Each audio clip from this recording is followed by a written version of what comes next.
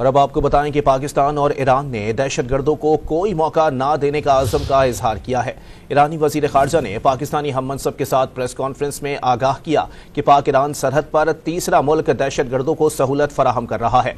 दहशतगर्द मुश्तरका सलामती के लिए खतरा हैं।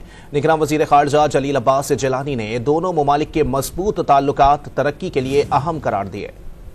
दहशतगर्दी पाकिस्तान और ईरान के लिए मुश्तरका खतरा करार। पाकिस्तान और ईरान का दहशतगर्दी के खिलाफ साथ लड़ने पर इत्तेफाक। दोनों ममालिक में तनाज़े से दहशतगर्दों को फायदा न देने का अज़्म। ईरान और पाकिस्तान के ताल्लुकात ट्रैक पर आने लगे। ईरानी वज़ीर ख़ारजा हुसैन अमीर अब्दुल हयान के हमरा मुश्तरका प्रेस कॉन्फ्रेंस में पाकिस्तानी हम मनसब जलील अब्बासी जिलानी ने दहशतगर्दी के खिलाफ मुश्तरका कार्रवाइयों को नागुज़ीर करार दे दिया। वाज़ेह किया कि दहशतगर्दी दोनों ममालिक के लिए खतरा है। जलील अब्बासी जिलानी ने बावर कराया कि पाकिस्तान और ईरान सियासी और सिक्योरिटी मसाइल हल करने में संजीदा हैं।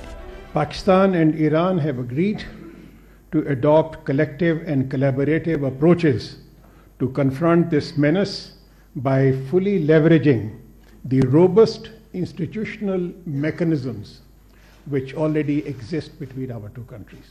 Respect for sovereignty and territorial integrity remains the immutable and foundational principle of this cooperation.